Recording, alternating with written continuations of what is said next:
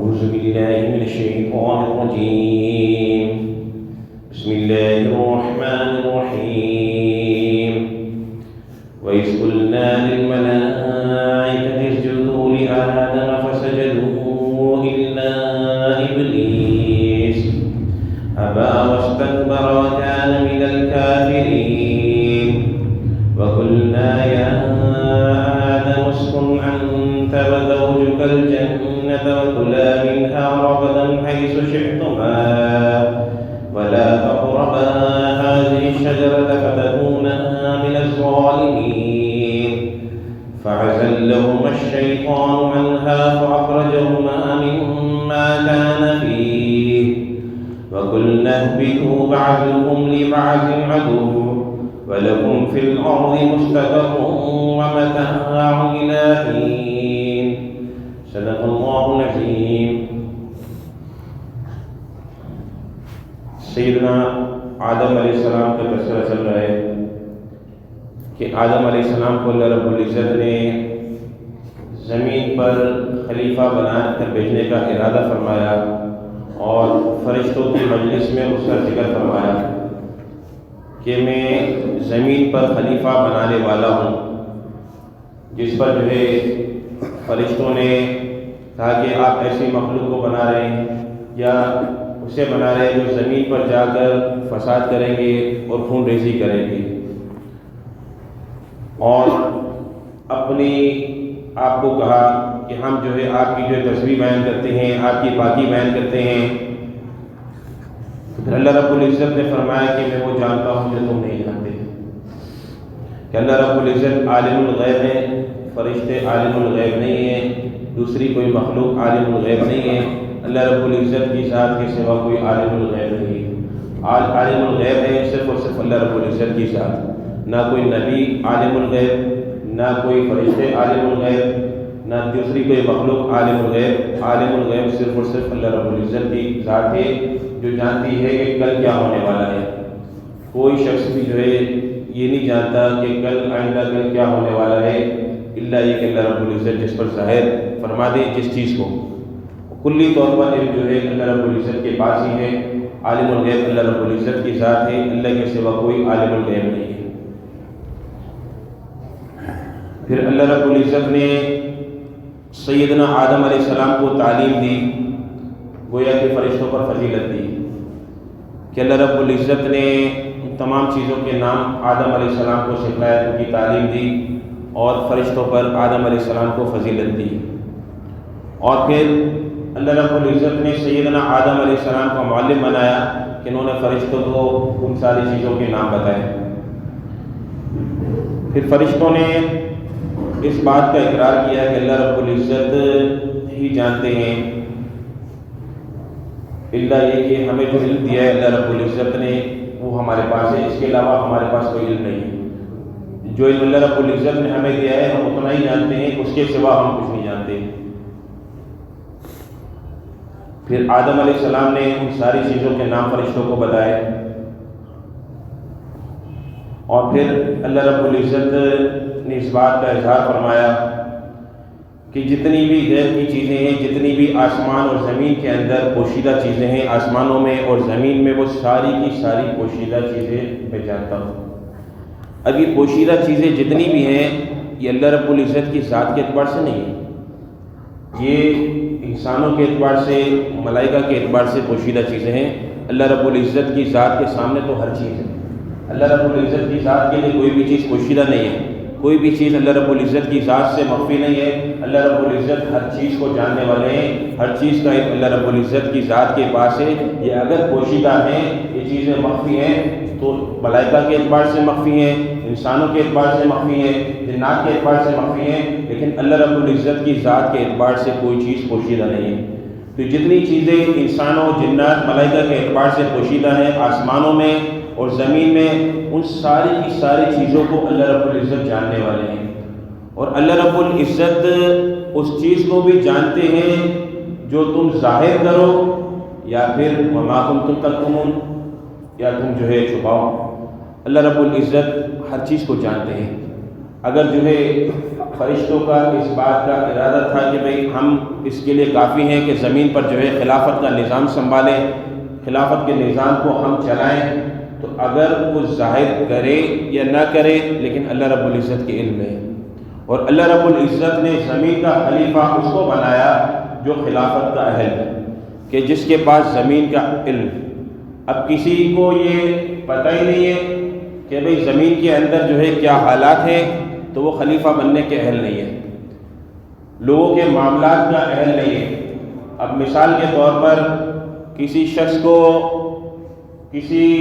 چیز کے اعتبار سے اگر جو ہے فیصلہ کرنے کے لیے کہا جاتا ہے، اب اس کو جس چیز کے معاملے میں جس معاملے کے اعتبار سے وہ فیصلہ کر رہا ہے اس معاملے کی گہرائی کا اس کو علم ہی نہیں ہے، اس معاملے کا اسے پتہ ہی نہیں ہے،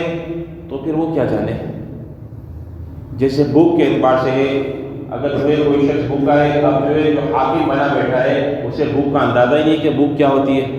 اس نے کبھی بھوک کی حالت میں وقت گزارا ہی نہیں ہے، اسے کیا معلوم کہ بھوک کیا چیز ہوتی ہے۔ وہ بھوک کے اعتبار سے فیصلہ کر رہا ہے تو وہ بھوک کے اعتبار سے فیصلہ کرنے کا اہل نہیں ہے۔ تو اللہ رب العزت نے زمین پر خلیفہ اسے بنایا جو خلافت کا ہے، جسے اللہ رب العزت نے علم دیا، اسے اللہ رب العزت نے زمین کا خلیفہ بنایا۔ چونکہ ملائکہ کے پاس اس چیز کا علم نہیں تھا، اتنی جو ہے ان کی کوئی طاقت نہیں تھی، تو اللہ رب العزت نے ملائکہ کو زمین کا خلیفہ نہیں بنایا۔ اللہ رب العزت نے آدم علیہ السلام کو تعلیم دی، اور تعلیم دے کر اللہ رب العزت نے ملائکہ پر فوقیت دی، اور پھر اللہ رب العزت نے اظہار کے طور پر کہ بھئی ایک کو اللہ رب العزت نے ظاہر کر دیا کہ بھئی تعلیم دی ہے آدم علیہ السلام کو تو فرشتوں سے افضل ہو گئے۔ اب اللہ رب العزت فرما رہے ہیں وَإِذْ قُلْنَا، اور جب ہم نے کہا لِلْمَلَائِكَةِ اسْجُدُوا لِآدَمَ، فرشتوں سے کہا کہ سجدہ کرو آدم کو، فَسَجُدُوا، تو سارے کے سارے سجدے میں گر گئے، سارے کے سارے سجدے میں گر پڑے الا ابلیس، سوائے ابلیس کے، جتنے بھی تھے وہ سارے کے سارے سجدے کے اندر گر پڑے سوائے ابلیس کے۔ ابا واستکبر، اس نے انکار کیا اور تکبر کیا، ابلیس نے انکار کیا اور تکبر کیا۔ وَكَانَ مِنَ الْكَافِرِينَ، اور تھا وہ کافر میں سے، اور ہو گیا وہ کافروں میں سے۔ اب سوال یہ پیدا ہوتا ہے کہ جب اللہ رب العزت نے کہا ملائکہ سے سجدے میں سجدہ کرو آدم کو، تو فسجدوا الا ابلیس،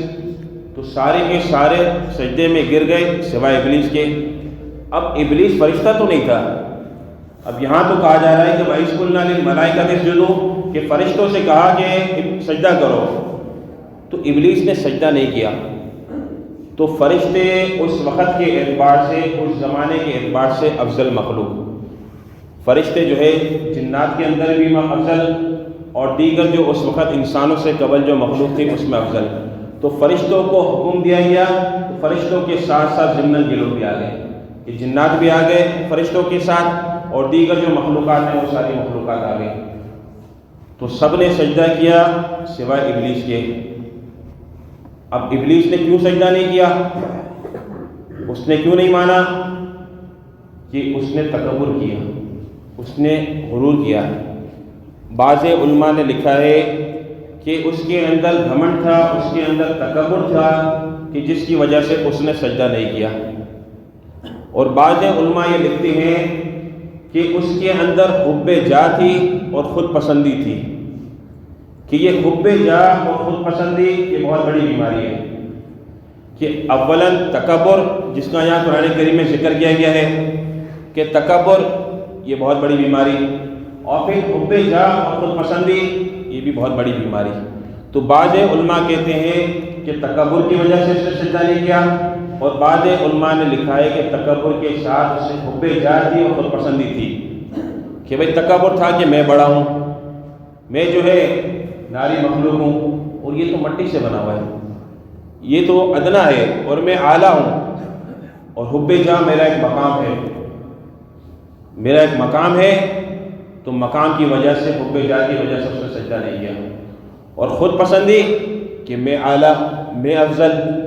تو میں جب اعلیٰ ہوں اور میں اس کے اندر ہے، میں اعلیٰ ہوں، میں افضل ہوں، میں بڑھتا ہوں، تو پھر میں سجدہ کیسے کروں؟ تو اعلیٰ، افضل، خود پسندی، تکبر، یہ بہت بڑی بیماریاں ہیں۔ تو یہ اتنی خطرناک بیماری ہے کہ یہ بیماریاں انسان کو تباہ و برباد کر دیتی ہیں۔ کہ تکبر کی بیماری یہ بہت بڑی بیماری ہے، اگر یہ بیماری جس کے اندر ہے تو وہ تباہ و برباد ہو جاتا ہے۔ کہ اس کے اندر گھمنڈ ہے کہ میں سب کچھ ہوں، تو وہ اسے تباہی کی طرف لے جاتا ہے۔ کہ کسی اعلیٰ مقام پر، اعلیٰ منصب پر، اعلیٰ عہدے پر فائز ہو گیا اور یہ کہتا ہے کہ میں سب کچھ ہوں، جتنی بھی میری رائے ہے، جتنی بھی جو ہے میرے ماتحت تھے، وہ سارے کے سارے ان کی کوئی حیثیت نہیں ہے۔ تو جب اس کے اندر یہ گھمنڈ آ جاتا ہے، یہ تکبر آ جاتا ہے، تو پھر وہ تباہ و برباد ہو جاتا ہے۔ ہم دیکھ لیں گزشتہ حکمرانوں کو، دیکھ لیں کہ ان کا کیا حال ہوا، کہ گھمنڈ کے اندر آ گئے، تکبر کے اندر آ گئے اور اپنی رائے کو کچھ سمجھا ہی نہیں کہ ہماری رائے کچھ نہیں ہے، بس سب کچھ ہم ہے۔ تو اللہ رب العزت نے عبرت کے طور پر دکھا دیا کہ بھئی دیکھو کہ جنہوں نے اپنی رائے کو کچھ نہیں سمجھا اور تکبر کے اندر پڑے رہے اور گھمنڈ کے اندر پڑے رہے اور اپنے آپ کو سب کچھ سمجھنے لگے کہ ہم طاقت والے ہیں، ہم قوت والے ہیں، ہم صحت والے ہیں، ہم جو ہے بہت بڑے اعلیٰ منصب پر فائز ہیں اور ہم 2 3 منصب پر فائز ہیں۔ تو جب اپنے اس منصبوں پر گھمنڈ کیا، غرور کیا، تو اللہ رب العزت نے بستر میں ڈال دیا کہ جاؤ دیکھو بھائی ان کا حال دیکھو، کہ جس کے قریب آنے کے لیے کوئی تیار نہیں ہے۔ کہ ایسی بیماری لگا دی جو لاکھوں کروڑوں میں ایک ہوتی ہے، ایسی بیماری لگا دی کہ گھمنڈ کیا، تکبر کیا، اللہ رب العزت نے انجام دنیا میں دکھا دیا کہ بھائی دیکھو تمہارا کیا انجام ہے۔ تم نے گھمنڈ کیا تھا، تم نے تکبر کیا تھا، تم نے اپنی رائے کو کچھ سمجھا ہی نہیں کہ ہماری رائے بھی کوئی چیز ہے، بالکل ان کو جوتی کی نوک پر رکھا۔ آج اللہ رب العزت نے تمہارا یہ حال کر کے دکھا دیا کہ آج تمہارا کیا حال ہے۔ تو یہ تکبر، یہ بہت بڑی بیماری ہے۔ تو ہم اللہ رب العزت سے پناہ مانگے تکبر سے کہ مولا کریم ہمیں تکبر کے شائبے سے بھی دور رکھے، کہ ہمارے اندر تکبر کا شائبہ بھی نہ آئے، ہم تکبر کے قریب بھی نہ بڑھے، تکبر سے ہم اس سے دور بھاگیں۔ اور حب جاہ اور خود پسندی، کہ بس میرا ایک معاشرے میں مقام ہے، کہ بعض لوگ اپنے آپ کو خاندان کا بڑا سمجھتے ہیں کہ میں خاندان کا بہت بڑا ہوں، کہ خاندان کا میں بہت بڑا ہوں تو خاندان والوں کو لیے ضروری ہے کہ میری بات مانے، چاہے بات صحیح ہو یا غلط ہو۔ تو یہ حب جاہ یہ انسان کو لے ڈوبتی ہے۔ پھر وہ آہستہ آہستہ لوگ اس سے کٹنا شروع ہو جاتے ہیں۔ جب تک وہ طاقت کے اندر ہے، قوت کے اندر ہے، مال کے اعتبار سے بڑا ہے، تو بسا اوقات لوگ خوف کے مارے اس کا ادب کرتے ہیں، بسا اوقات مال کے رعب اور دبدبے کی وجہ سے ادب کرتے ہیں، لیکن دلوں کے اندر ادب نہیں ہوتا۔ پھر جب اس پر حال آتا ہے، جب اس پہ پریشانی آتی ہے، جب وہ بستر کے اندر پڑتا ہے، تو پھر کوئی اس کے قریب ہی نہیں بھٹکتا۔ کہ حب جاہ کی بیماری تھی، یہ سمجھتا تھا کہ میں خاندان کا سب سے بڑا ہوں، میں قبیلے کا سب سے بڑا ہوں، میں برادری کا سب سے بڑا ہوں، میں ہی سب کچھ ہوں اور میرے پاس فیصلے جو ہے سب کو ماننا ضروری ہے۔ تو پھر اللہ رب العزت ایسے لوگوں کا انجام دکھاتے ہیں کہ خاندان کے اپنے آپ کو بڑا سمجھا اور ناحق فیصلے کیے اور لوگوں کے مابین فیصلے اس انداز سے کیے کہ نہ شریعت کو مد نظر رکھا، نہ دیگر چیزوں کو مد نظر رکھا، اور اپنے جو ہے پاؤں تلے ساری چیزوں کو رون ڈالا اور بس اپنے آپ کو حب جاہ، اپنے آپ کو بڑا سمجھنے لگے، خود پسندی کی بیماری میں مبتلا ہو کر غلط سلط جیسے چاہے فیصلے کر لیے۔ تو پھر اللہ رب العزت انجام دکھاتے ہیں۔ پھر ایسے لوگ دنیا میں بھی ذلیل و خوار ہوتے ہیں، دنیا کے اندر بھی عبرت کا نشان بنتے ہیں، اور آخرت میں بھی اللہ رب العزت عبرت کا نشان بنائیں گے۔ تو یہ بڑی بیماریاں ہیں۔ تکبر بہت بڑی بیماری، حب جاہ بہت بڑی بیماری، خود پسندی بہت بڑی بیماری، یہ تینوں بہت بڑے بڑے امراض ہیں۔ اب ہم میں سے ہر ایک یہ غور کرے کہ یہ امراض آیا ہمارے اندر ہے تو نہیں، کہیں ہم گھمنڈ کے اندر مبتلا تو نہیں ہے کہ ہم گھمنڈ کے اندر پڑے ہوئے ہیں اور ہم اپنے آپ کو بہت کچھ سمجھ رہے ہیں، ہم اپنے آپ کو رتبے والا سمجھ رہے ہیں، ہم اپنے آپ کو مال والا سمجھ رہے ہیں، ہم اپنے آپ کو عہدے والا سمجھ رہے ہیں، تو کہیں یہ گھمنڈ ہمارے اندر تو نہیں ہے، یہ خود پسندی ہمارے اندر تو نہیں ہے۔ تو اللہ رب العزت سے مانگیں کہ مولا کریم ہمارے اندر سے تکبر کی بیماری کو ختم فرمائے، خود پسندی کی بیماری کو ختم فرمائے اور حب جاہ کی بیماری کو اللہ رب العزت ختم فرمائے۔ یہ بہت بڑے امراض ہیں۔ تو ان امراض سے اللہ رب العزت سے پناہ مانگنی ہے کہ مولا کریم ہمیں ان امراض سے کوسوں دور رکھے۔ اب اللہ رب العزت نے فرشتوں کو سجدے کا حکم دیا آدم علیہ السلام کو، تو یہ سجدہ آیا سجدہ تعظیمی تھا یا عبادت کی غرض سے اللہ رب العزت نے سجدے کا حکم دیا؟ تو عبادت تو صرف اور صرف اللہ رب العزت کی ہوگی، کسی بھی نبی کی شریعت کے اندر شرک کا شائبہ نہیں۔ جتنے بھی انبیاء کرام علیہ الصلوۃ والسلام آئے، ان سارے کے سارے انبیاء کرام علیہ الصلوۃ والسلام کی شریعت کے اندر شرک کی اجازت نہیں، کہ شرک ایسا بڑا جرم ہے اور اتنا بڑا گناہ ہے کہ اس کی اجازت نہیں۔ تو یہ بات تو ہو نہیں سکتی کہ آدم کی عبادت کے لیے سجدے کا حکم دیا گیا، کہ آدم علیہ السلام کی چونکہ عبادت کرانا مقصود تھی اس لیے سجدے کا حکم دیا گیا، تو آدم علیہ السلام کی عبادت کرانا مقصود نہیں تھا۔ آدم علیہ السلام کو جو سجدہ کرایا گیا وہ تعظیمی سجدہ کرایا گیا، جیسے یوسف علیہ السلام کو ان کے بھائیوں نے اور ان کے والد نے سجدہ کیا، تو یہ تعظیم کے اعتبار سے سجدہ کیا، تو تعظیم کے اعتبار سے سجدہ کرایا گیا۔ اب سوال یہ پیدا ہوتا ہے کہ آدم علیہ السلام کو تعظیم کے اعتبار سے سجدہ کرایا گیا، یوسف علیہ السلام کو ان کے بھائیوں نے اور ان کے والد نے تعظیم کے اعتبار سے سجدہ کیا، تو آیا ہم یہ امت تعظیمی طور پر سجدہ کر سکتی ہے یا نہیں کر سکتی؟ کہ چونکہ جو ہے قرآن کریم میں اللہ رب العزت نے ملائکہ کے ذریعے سجدہ کروایا آدم علیہ السلام کو، اور یوسف علیہ السلام کا واقعہ کہ یوسف علیہ السلام کو ان کے بھائیوں اور والد نے سجدہ کیا، تو آیا یہ امت تعظیمی سجدہ کر سکتی ہے یا نہیں کر سکتی؟ تو اس امت کے لیے قطعاً اس بات کی گنجائش نہیں ہے کہ کسی کو بھی تعظیمی سجدہ کرے۔ اس امت کے لیے حرام ہے کہ کسی کو تعظیمی سجدہ کرے، خواہ کوئی وہ بزرگ ہو، خواہ کوئی وہ ولی اللہ ہو، خواہ کسی کا مزار ہو، خواہ کوئی بہت بڑے اولیاء کرام کا مزار ہو، کسی کے ہاں بھی تعظیمی سجدے کی گنجائش نہیں ہے۔ تعظیمی سجدے کی بالکل قطعاً گنجائش نہیں ہے۔ سجدہ اگر ہوگا تو اللہ رب العزت کے لیے ہوگا، اللہ رب العزت کے سوا کسی کے لیے سجدہ نہیں ہوگا، چاہے تم اس سجدے کو تعظیمی سجدے کا نام دو یا کسی اور چیز کا نام دو۔ ابتداً شریعت کے اندر تعظیمی سجدے کی گنجائش تھی، جو پہلے انبیاء کرام آئے ان میں سے بعض انبیاء کے ہاں تعظیمی سجدے کی گنجائش تھی، لیکن اس شریعت میں جو جناب نبی کریم صلی اللہ علیہ وسلم کی شریعت ہے، جو قیامت تک کی شریعت ہے، اس شریعت کے اندر تعظیمی سجدے کی گنجائش باقی نہیں ہے۔ اب تعظیمی سجدے کی گنجائش باقی نہیں، اس کی دلیل کیا ہے؟ کہ بھئی سجدے کا تو اللہ رب العزت قرآن کریم میں ملائکہ کو حکم دے رہے کہ آدم علیہ السلام کو سجدہ کرو، تو اب انکار کی دلیل کیا ہے؟ تو انکار کی دلیل جناب نبی کریم صلی اللہ علیہ وسلم کا فرمانا کہ اگر اللہ رب العزت کے سوا کسی کو سجدہ کرنے کا حکم ہوتا تو میں بیوی سے کہتا کہ اپنے شوہر کو تعظیمی سجدہ کرے، اور یہ حدیث متواتر ہے، یہ حدیث تقریباً 20 صحابہ کرام رضوان اللہ اجمعین سے منقول ہے، تو اس کثرت سے منقول ہونا یہ متواتر ہونے کی دلیل ہے، جو بالکل قطعی ہے کہ جس کے اندر انکار کی گنجائش نہیں ہے۔ تو جب حدیث متواتر موجود ہے کہ اللہ رب العزت کے نبی جناب نبی کریم صلی اللہ علیہ وسلم تعظیمی سجدے کو منع کر رہے ہیں کہ اگر سجدے کا حکم ہوتا تو عورت سے کہتے کہ وہ اپنے شوہر کو سجدہ کرے، تو جب انکار کی دلیل مل گئی تو پھر تعظیمی سجدے کی گنجائش باقی نہیں رہی، پھر کسی مزار کے ہاں سجدے کرنے کی گنجائش باقی نہیں رہی، پھر کسی ولی اللہ کو سجدہ کرنے کی گنجائش باقی نہیں رہی، پھر کسی بزرگ کو سجدہ کرنے کی گنجائش باقی نہیں رہی، پھر کسی بزرگ کے یہاں رکوع کی حالت میں جانا، ان کے سامنے ادب کے ساتھ دل کو جھک جانا، اس کی گنجائش باقی نہیں رہی۔ کہ نماز کے اندر جو 4 افعال ہیں،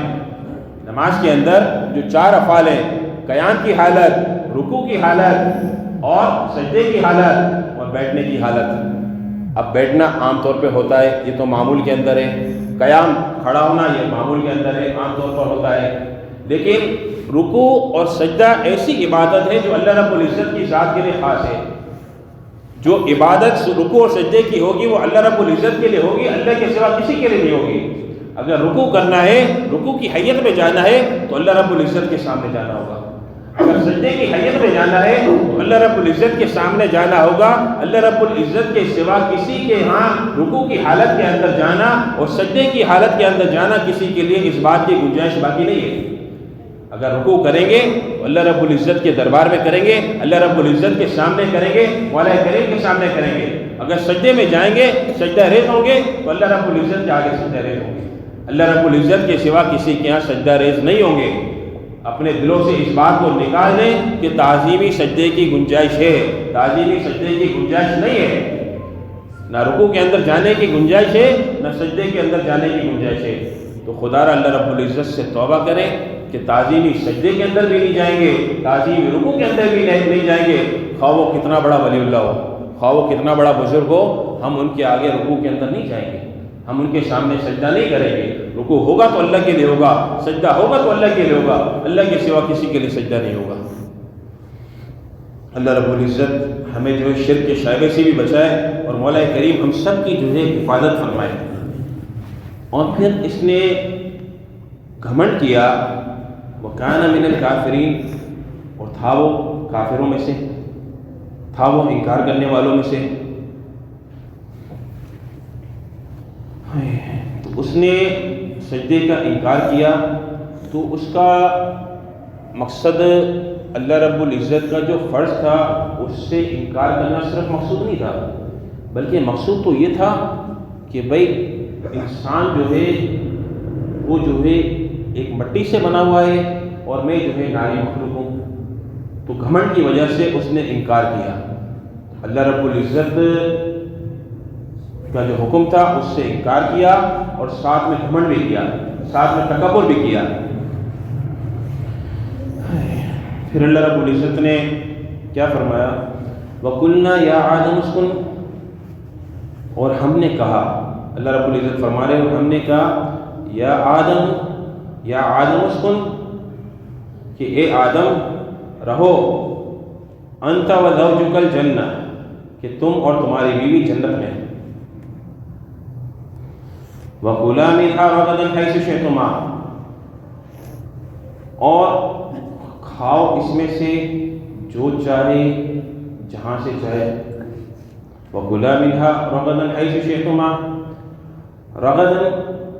یہ رغد جو ہے یہ عربی زبان میں اس رزق کو کہتے ہیں کہ جو وافر مقدار کے اندر ہو،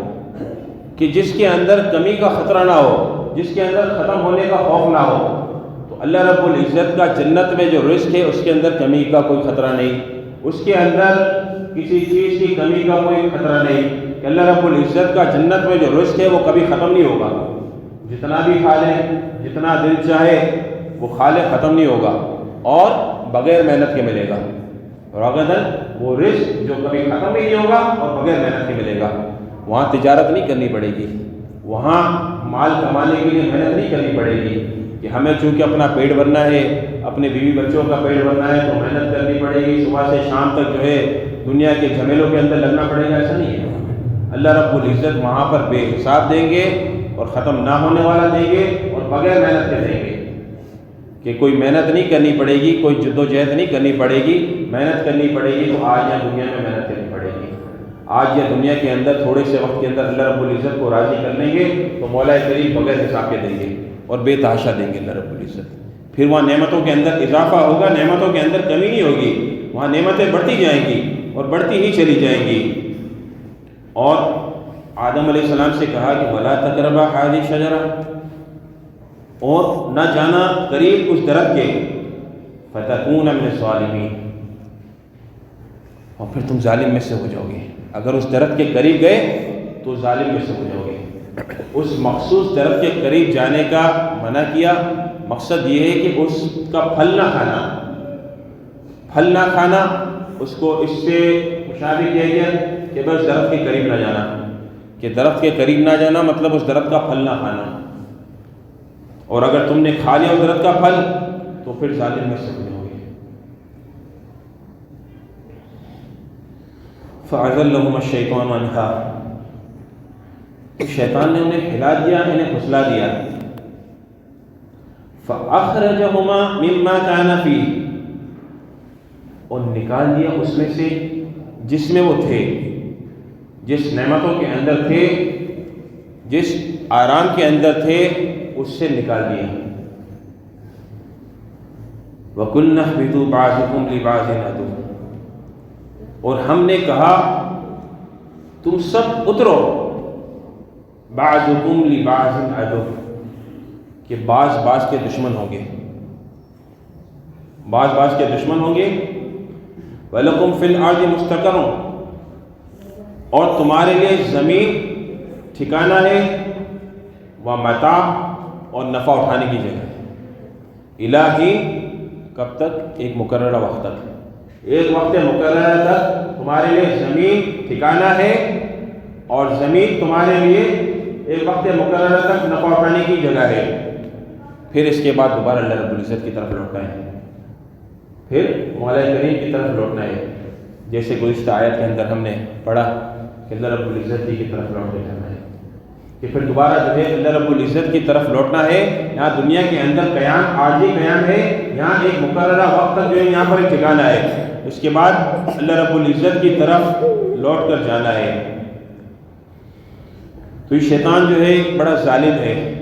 کہ شیطان نے ہلا دیا، پھسلا دیا آدم علیہ السلام کو۔ اب وہ اس صورت کے اندر گیا، اب وہ ایسی صورت اس نے اختیار کی کہ جس کے اندر ہمدرد بنا، یا بہت ساری صورتیں ہو سکتی ہیں۔ تو اللہ رب العزت نے اسے ایک طاقت دی، اللہ رب العزت نے اسے قوت دی تھی کہ اس نے آدم علیہ السلام کو پھسلایا، آدم علیہ السلام کو بہلایا اور اتارا۔ حقیقت میں شیطان نے جنت سے نہیں اتارا، بلکہ اللہ رب العزت کے حکم سے اترے، لیکن شیطان کو ذریعہ بنایا پھسلانے کا، اور شیطان ذریعہ بنا تو یہ کہا گیا کہ بھئی شیطان نے اتارا، لیکن شیطان نے نہیں اتارا، یہ اللہ رب العزت کے حکم سے اترے۔ مولا کریم نے دنیا کے نظام کو چلانا تھا، اللہ رب العزت نے دنیا کو وجود دینا تھا، تو اللہ رب العزت نے چونکہ دنیا کو وجود دینا تھا تو شیطان کے ذریعے اللہ رب العزت نے ان کو زمین پر اتروایا۔ اور پھر دشمن ہوں گے بعض بعض کے، تو بعض بعض کے ایک مراد تو یہ ہے کہ انسان دشمن ہوں گے ایک دوسرے کے، کہ آدم علیہ السلام اور حوا علیہ السلام کی جو اولادیں ہوں گی آپس میں ایک دوسرے کے دشمن ہوں گے، اور اگر شیطان کو آسمان سے نہیں نکالا تو اس سے مراد شیطان بھی ہے کہ شیطان دشمن ہوگا۔ تو انسانوں میں بھی بعض بعض کے دشمن ہوں گے اور شیطان بھی دشمن ہوگا۔ تو ہمیں اللہ رب العزت سے پناہ مانگنی ہے شیطان مردود سے، کہ مولا کریم ہمیں شیطان مردود کے جال سے بچا لیں۔ اور اصل تو ہے آخرت کے اعتبار سے، اصل تو ہے دنیا کے اعتبار سے، خاتمے کے اعتبار سے، کہ دنیا کے اندر خاتمہ کیسا ہوتا ہے۔ تو اللہ رب العزت سے مانگنا ہے کہ بسا اوقات ایسا ہوتا ہے کہ جی واہ واہ مولوی صاحب فلاں مولوی صاحب فلاں مولوی صاحب فلاں مولوی صاحب، لیکن اللہ رب العزت سے مانگنا ہے کہ مولا کریم خاتمہ ایمان بالخیر فرما دے۔ یہ خاتمہ بڑی چیز ہے کہ اللہ رب العزت سے خاتمہ ایمان بالخیر مانگنا ہے کہ مولا کریم ہم سب کا خاتمہ ایمان بالخیر فرما دے، اور خاتمہ ایمان بالخیر اور آخرت کی جو ابتدائی منازل ہیں اس پر دار و مدار ہے، کہ دنیا کے اندر محنت کرنی ہے اور اللہ رب العزت سے ڈرتے رہنا ہے، مولا کریم سے مانگتے رہنا ہے کہ مولا کریم ہم سب کا خاتمہ ایمان بالخیر فرما دے۔ اگر خاتمہ ایمان بالخیر ہو گیا تو بڑی کمائی کر لی، ورنہ ساری زندگی عبادت کے اندر گزار لی اور خاتمہ ایمان بالخیر نصیب نہ ہوا تو پھر بہت بڑا نقصان ہو گیا۔